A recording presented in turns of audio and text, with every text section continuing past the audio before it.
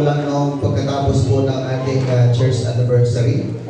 At noon pong habang nag-decorate po sila John, at yung iba pa, sila Arnel, at sila Pastor Dante, Teacher Joy, napakaganda po ng ating pong tema, hindi po ba? Bukod po sa dekorasyon, yun pong tema natin ay napakaganda. In fact, sa sobrang pong ganda ng ating pong tema sa ating pong anniversary, yun pong isang senior po doon sa NCAC ay nagbigay po ng special number sa pamamagitan po ng tema na ito.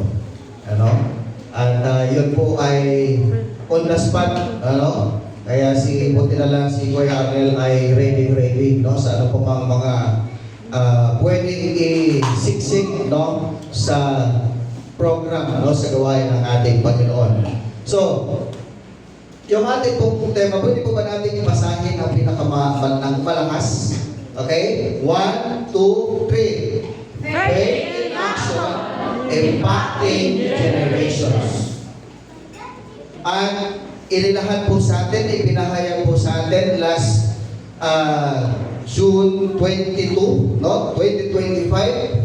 Yun po ang mensahe po ng ating tema na ito. But marami po pong mensahe ang ating Panginoon para sa atin na kung saan po ay nakafocus po sa tema natin. Kaya bukod po sa hindi natin to muna aalisin, ito po yung tema natin dahil bukod sa napakaganda, ito pong tema na ito ay napaka-makabuluhan po sa ating buhay bilang isang mananampalataya. Paano nga ba ito magiging makabuluhan sa atin? Sabi po dito, faith in action, impacting generations. Ang ating pong pananampalataya ay dapat po nating isabuhay. Amen po ba? Isabuhay po natin upang sa ganon, ang buhay po natin ay magkaroon po ng malaking impact sa buhay ng ibang tao. Kaya sabi ko sa kanila, hindi natin ito muna tatanggalin. Dahil bukod sa ginastusan natin ito na pagkamahal-mahal at halos 2 linggo itong inihanda, tatapusin natin ito hanggang matapos po ang 2025. Amen po ba? You know why? Yung pong tema na ito ay punong-puno ng hamon sa atin. Yes. Punong-puno ito ng hamon sa ating buhay. Bilang isang mananampalataya, paano ating buhay ay magiging blessing sa ibang tao.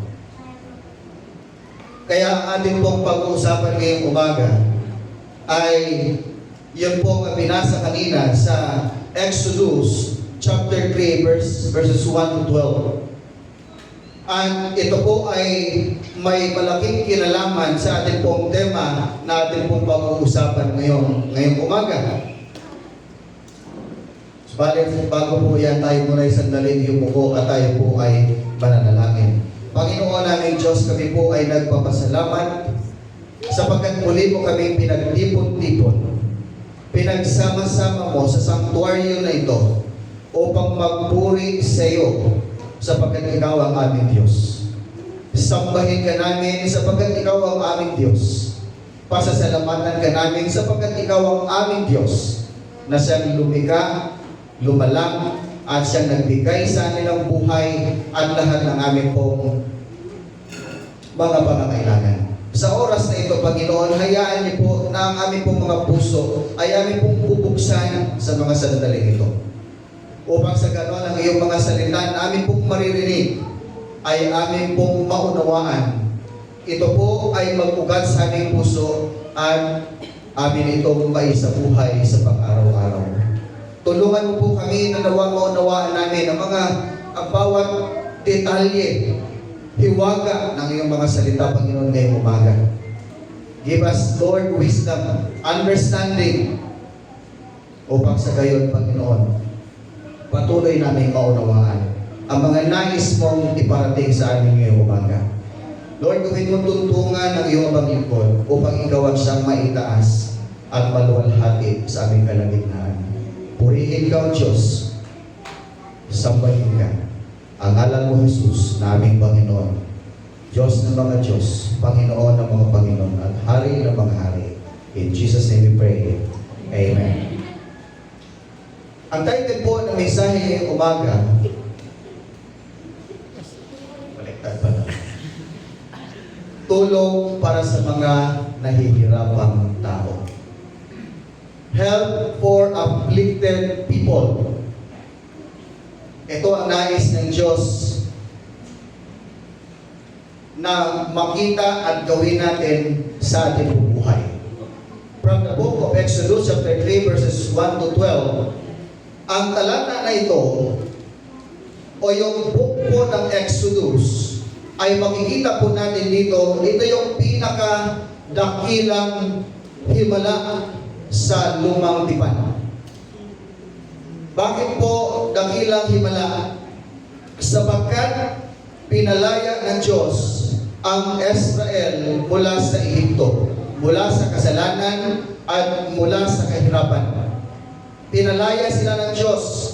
At ito po ay natupad sa pamamagitan po ng dugo ng mga kordero na kung saan ay inutos ng Diyos sa kanila na katayin mga hayop na kung saan ay walang bahid o dungis o walang sakit.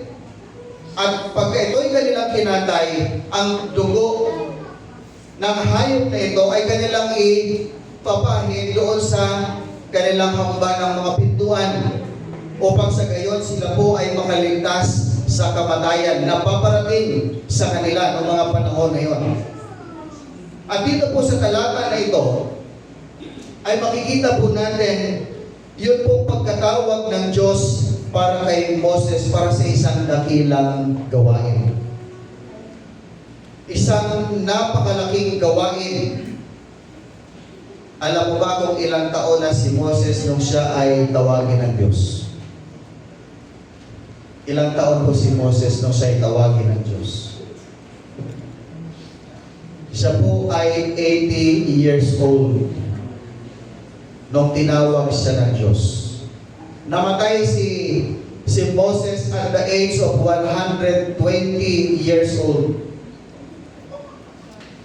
At yung mga taon na ito ay nahati po, yung 120 years na yan, nahati po sa tatlong bahagi ng kanyang buhay.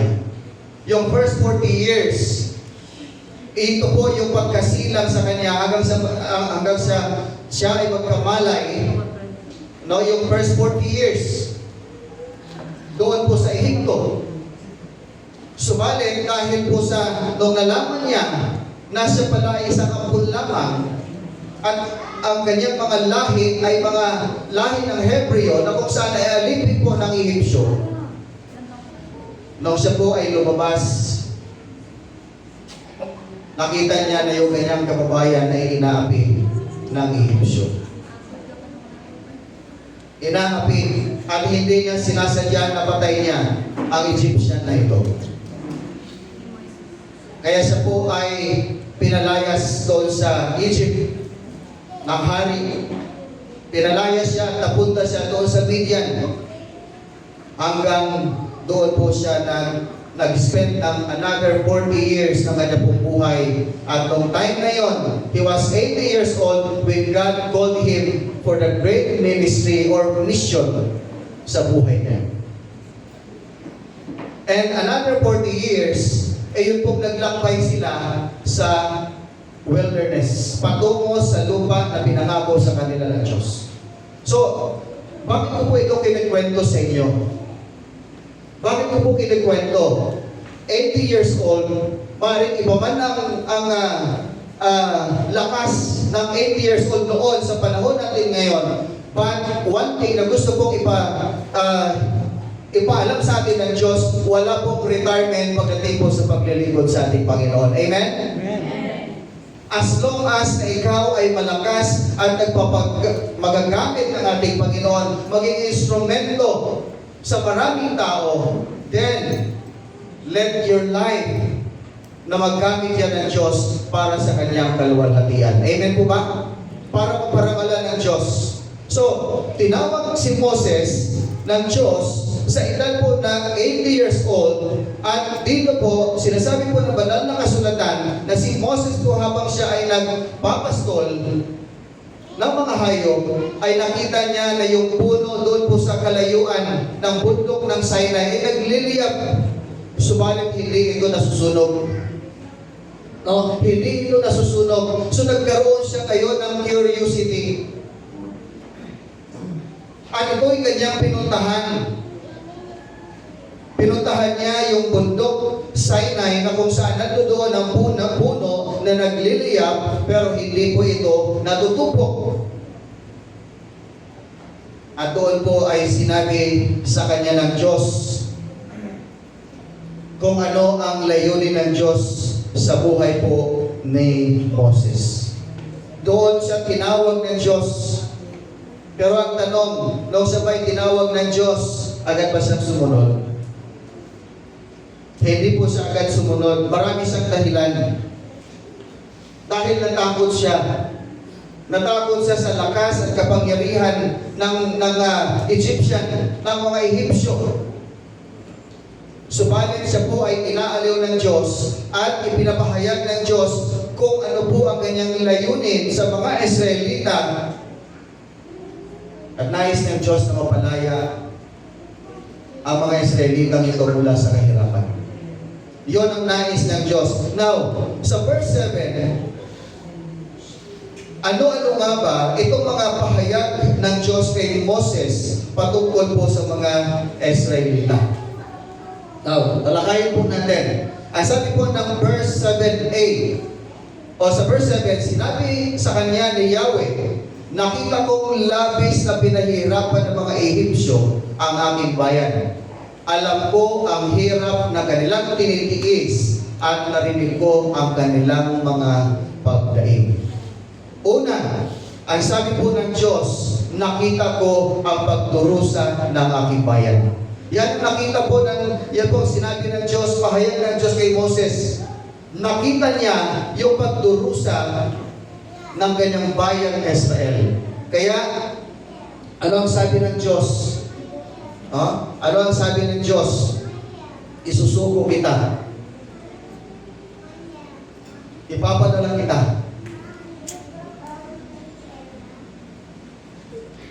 Ano nga bang ibig sabihin ng mensaheng ito kay Moses? Ano nga bang ibig sabihin ito maging para sa atin? Mamaya malalaman po natin kung anong message ni Lord sa bawat isa sa atin.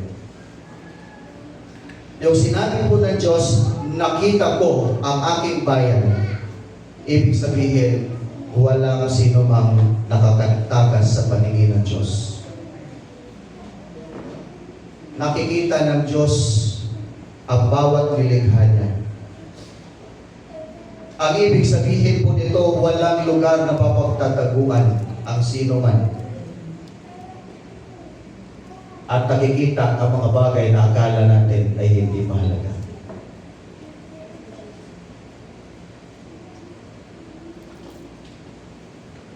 Akala ng mga Israelita, hanggang doon na lang ang buhay nila. Mamamatay na lang sila doon sa kahirapan at pagiging alipin. Pero hindi nila alam na nakikita ng Diyos ang mga nangyayari sa kanila. Yung salitang nakikita kong labis na pinahirapan, sabi ng Diyos, nakikita niya ang dalaghati. Nakikita ng Diyos ang mga luha ng kanyang bayan, ng kanyang mga anak. Ano pa? Nakikita ng Diyos ang mga pasanin, sakit at takot na nararanasan ng kanyang bayan. Nakikita ng Diyos ang kalungkutan. Nakikita ng Diyos ang pag-aalala ng bawat tao at yung kawalan ng pag-asa. Sabi ng Diyos, nakita ko. Ito po ay nagpapakita at nagsasabi lamang sa atin ng pagmamahal ng Diyos. Amen? Ng pagmamahal ng Diyos sa kanyang sariling bayan at pagnanais na dalhin ang bawat pangangalaga ng Diyos sa bayan niya. So, sa madaling salita, bawat detalye ng ating buhay ay nakikita ng ating Panginoon. Every seconds, every minute, alam ng Diyos kung ano ang sitwasyon ng kanyang mga anak. Alam ng Diyos. Walang makakatakas sa kanyang paningin. At sabi niya pa, alam ko ang kanilang kalungkutan. Alam ng Diyos ang hirap na tinitiis ng kanyang bayan. Anong ibig sabihin yan? Sinukat ng Diyos ang lahat ng kanilang mga luha. Alam ng Diyos ang bawat hampas at latigo mula sa mga Ehipsyo. Nung sila po ay nagtatrabaho, pagka sila po ay katamad-tamad, latigo ang katapat. Hindi pwede magpahinga. Bawal sa kanila magpahinga.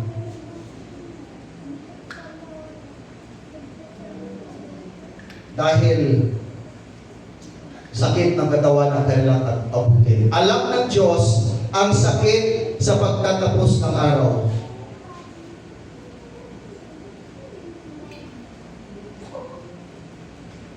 Alam ng Diyos ang tungkol sa kanilang mga kalungkutan. So nakikita ng Diyos, nalalaman ng Diyos ang lahat ng mga pinagdadaanan ng kanyang bayan.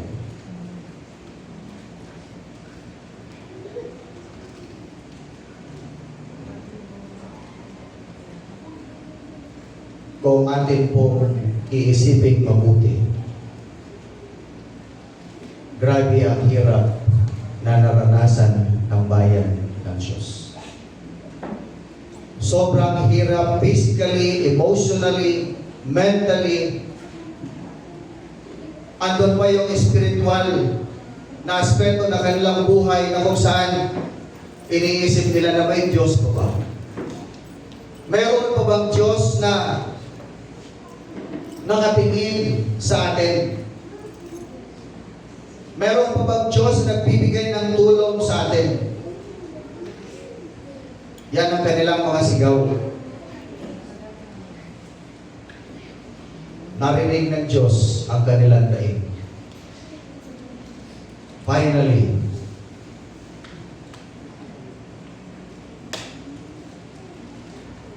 naririnig ng Diyos ang kanilang mga panalangin. Ano po ang sabi? Narinig ko ang kanilang pagdaig. Ito po ang naging buhay ng Israelita. Nagtatrabaho sila sa ilalim ng hindi mabana na mga kondisyon. Ibig sabihin, kahit sila ay may sakit, trabaho pa rin. Kahit hindi maayos ang kanilang pakiramdam, trabaho pa rin. Bawal silang magpahinga. Ang mga sanggol ay pinapapatay ng hari. Dahil natatakot sila yung mga Ehipsyo na ito na dumami ang lahi ng mga Hebreo.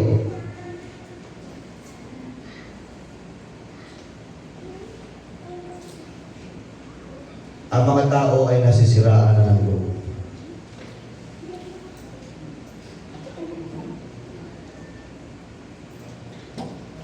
At sila po ay sumisigaw ng kataruhan.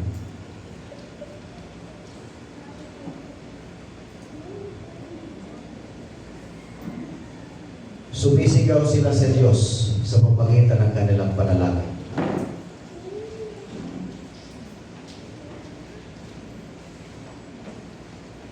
ang lahat ng kanilang pagdaig ay narinig ng Panginoon.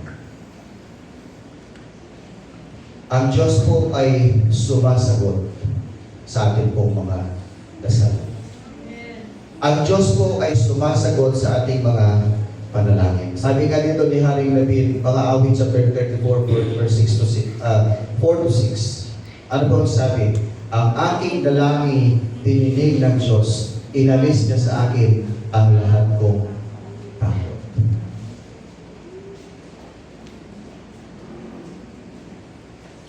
Ibig sabihin, maaaring isipin po ng mga taong ito na dumaranas po ng ganon pong sitwasyon ng kanilang buhay. Akala nila ay hindi naririnig ang Diyos. Subalit, dito po pinatunayan po ng mga awit na ito na sinasabi, ang aking dalangin, dininig ng Diyos, inalis niya sa akin ang lahat kong takot. Sabi po ng verse 5, nagalak ang aping umaasa sa Kanya, pagkat di nabigo ang pag-asa nila. Tumatawag sa Diyos ang walang pag-asa, sila'y iniligtas sa hirap at dusa.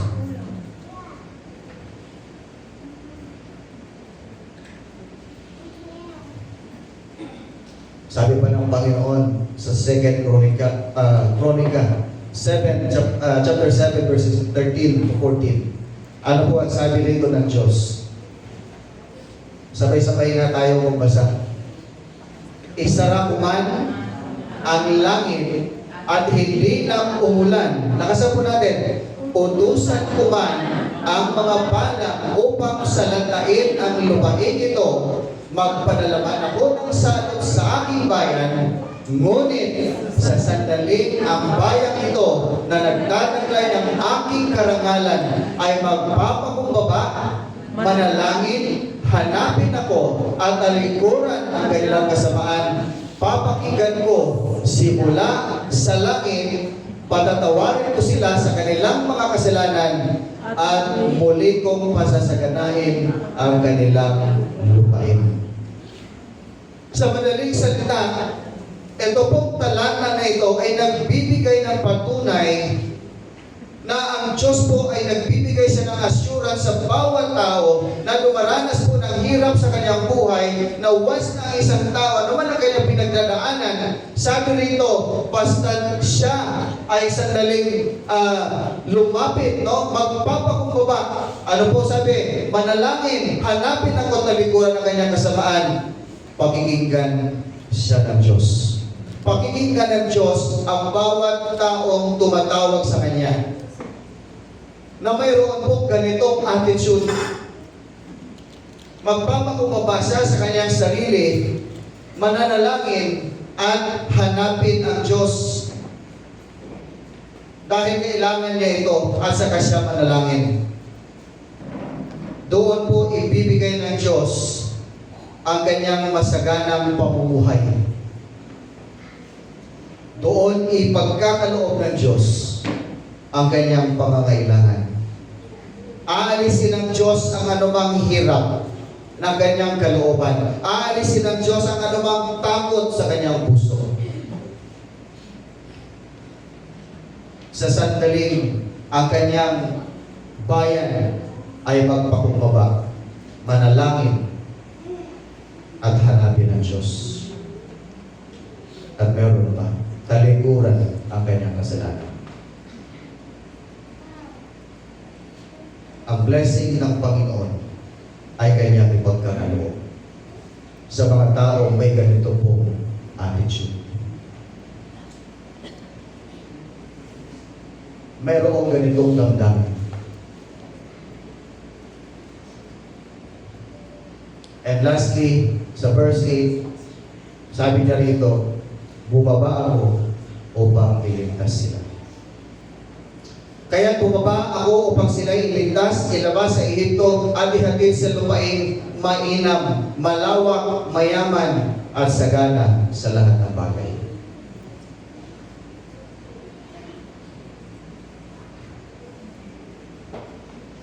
Yon ang dahilan ng Diyos.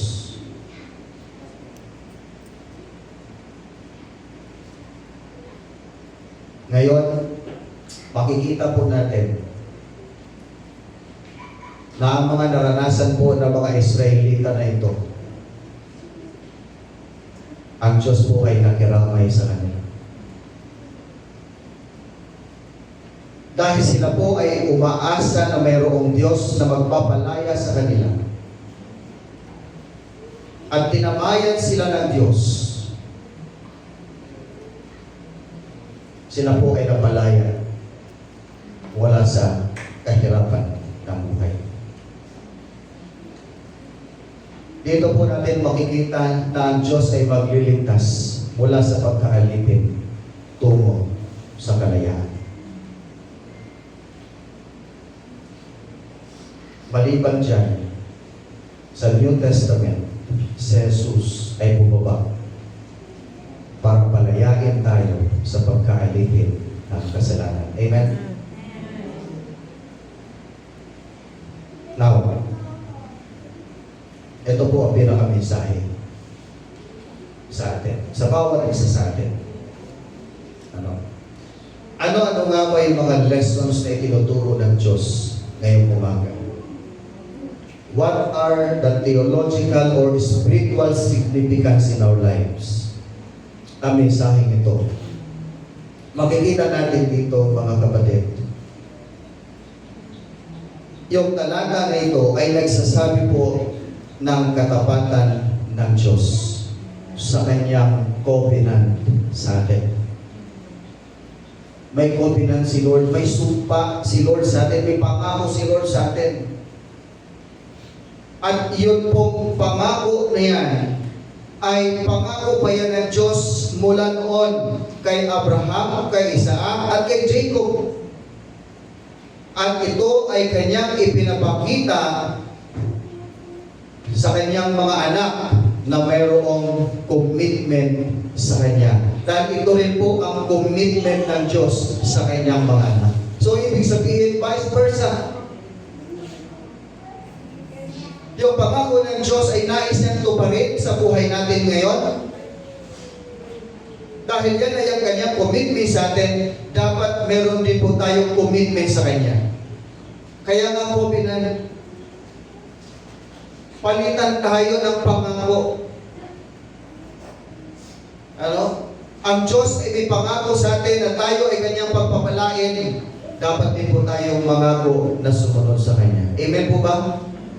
Dapat din po natin ipangako sa Diyos at panghawakan natin yung Kanyang mga pangako sa atin. Hindi dapat natin hahayaan na lamang na tayo po ay lamunin ng takot at ng anumang kahirapan ng buhay natin pong naranasan. Ibig sabihin, gaano man kahirap ng ating buhay, dahil meron din tayong commitment sa ating Panginoon na sumunod sa Kanya, magpatuloy po tayo. Gawin po natin. Yun po itinuturo sa atin ng ating Panginoon. Sa talata na ito, ay ipinakita rin ng Diyos yung Kanyang character bilang Diyos, yung Kanyang katangian, yung Kanyang pagiging Diyos. At isa po sa katangian ng Diyos is yung compassion niya, yung Kanyang habag, yung Kanyang awa, yung Kanyang pagmamahal sa bawat isa sa atin. Na kung saan ay Kanya pong ipinapahayag sa atin yung Kanyang pagmamahal sa pamamagitan po ng pag-iingat at pangangalaga niya sa Kanyang mga nilikha. Lalo na yung mga taong nakakaranas ng mga kahirapan sa buhay. Ang Diyos po ay aktibong kumikilos sa buhay po natin. Amen? Aktibong kumikilos ang Diyos sa ating pong buhay. Aktibo siyang kumikilos upang sa ganon ay iparanas niya sa atin at ipaalala niya sa atin na sa Kanya ay mayroong assurance at may pag-asa.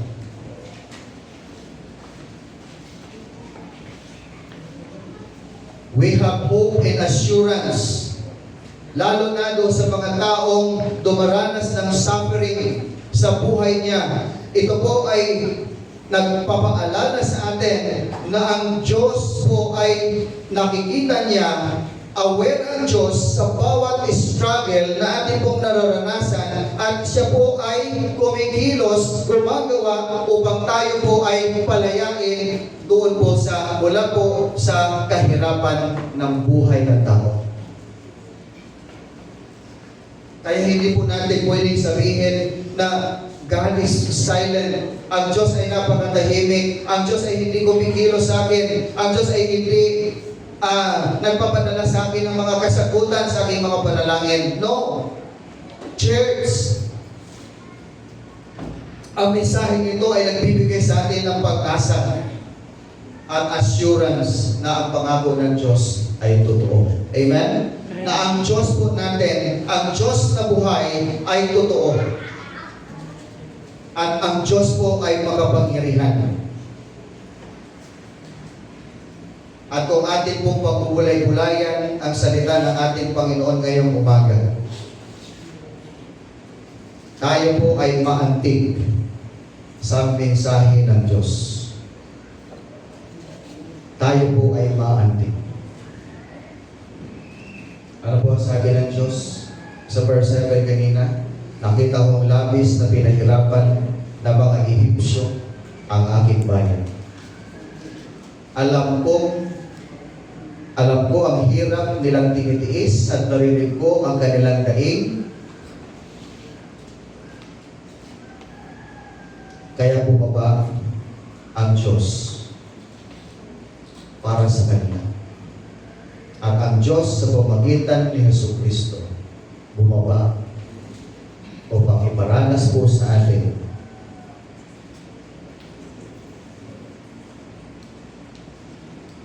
yung kasaganahan at kalayaan mula sa kahirapan. Church, naririnig ng Diyos ang ating mga pag-iyak. Naririnig ng Diyos sa mga hirap na ating pong naranasan. At ang Diyos ay aktibong kumikilos sa ating buhay. Kahit sa gitna ng mga challenges and sufferings sa buhay natin. Now, dahil ang Diyos ay patuloy na nais ng Diyos na patuloy nating maranasan ang kanyang pagkilos sa buhay natin at sa iba't ibang henerasyon. Ano po ang sabi ng Diyos kay Moses? Kaya papuntahin kita. Sabay-sabay ka natin basahin. Kaya papuntahin kita sa Paraon upang ilabas mo sa Ehipsyo ang aking bayan Israel. Sino po yung nakapagbasa nito ng buong aklat ng Exodus? Sino po yung nakabasa na? Sino? Napalaya pa ng Diyos sa pamamagitan ni Moses yung bayan ng Israel? Amen. Praise the Lord. Partida yan, hindi pa yan nagbabasa.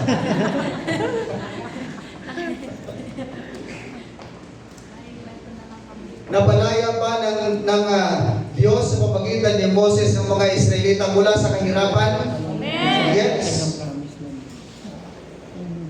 At saan po sila dinala ng Diyos?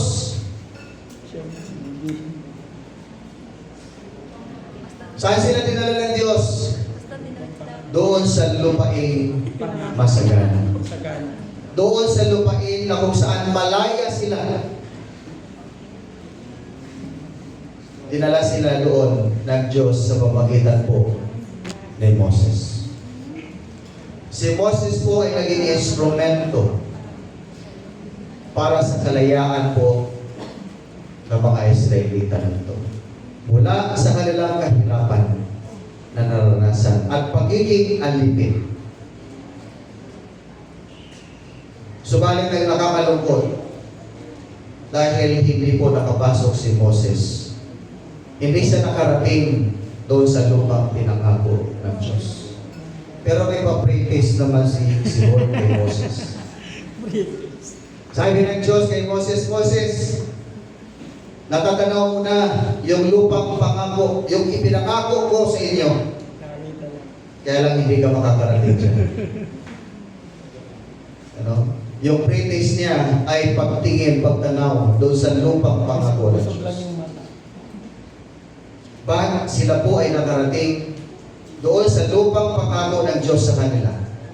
At doon po sila ay nakaranas ng kalayaan, kaginhawaan, at kasaganaan. Sabi ko po kanina, walang edad na maaaring gamitin si Lord sa atin. Ibig sabihin, ano man ang edad natin ng tao ay maaaring gamitin ng Diyos para pagpalain ng Diyos ang ibang tao. Amen? Walang edad o hindi po hadlang ang edad kahit ikaw man ay senior citizen na para hindi ka makapaglingkod sa ating Panginoon. Amen? Now, hindi man tayo katulad ni Moses na pangunahan yung libo-libo na mga Israelita, subalit maaari tayong gamitin ng Diyos kahit sa ilang mga tao. Amen? Hello, bakit parang bigla kayong tumahimik? Ano? Maaari tayong gamitin ng Diyos. Yung iba sa inyo ay nakikita ko na naging instrumento na ni Lord. O, kahapon lang, di ba? Yung women, hindi ko akalain si Julissa, palagpakan naman natin si Lord. Ano yung title? Pagpapala, pagkatapos ng sakuna. Oh, praise the Lord. Kaya yung mga hindi naka-attend kahapon, na-miss po ninyo yung pinakamagandang, yung napakagandang mensahe para sa inyong mga kababaihan. Kaya sa sunod, huwag niyo pong i-miss out yung ganyan pong mga pagkakataon. Pero lahat po kayo din siya, nasa GC naman, ano, yung mga kababaihan natin. Huwag niyo pong ipapalalabasin yung ganun pong mga pagkakataon. Yes, maaaring hindi man tayo gamitin ng Diyos sa napakaraming tao para i-lead sila patungo kay Kristo. Pero maaaring tayo gamitin ng Diyos kahit sa iilan tao lamang para sila po ay akayin patungo sa Diyos at mapalaya sila mula sa kanilang kahirapan.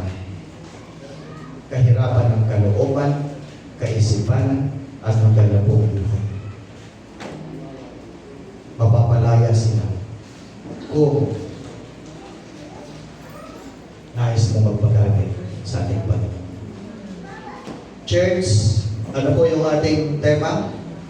Faith in action, impacting generations. Nawa ang inyo pong pananampalataya ay inyo pong isang buhay. Kumilos po kayo. Kumilos tayo.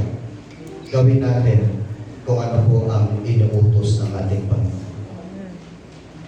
Mari tayong gamitin ng Lord sa kahit sino para ang kanilang buhay ay maging pagpapala din sa iba. Now, dapat po tayo sa pinaka-challenge.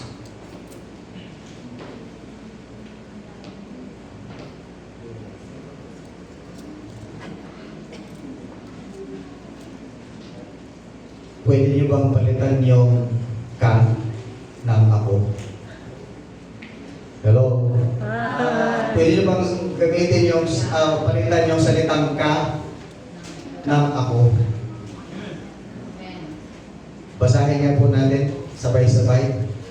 Hayaan Gamitin ako ng Diyos para dalhin ang iba sa kalayaan kay Kristo.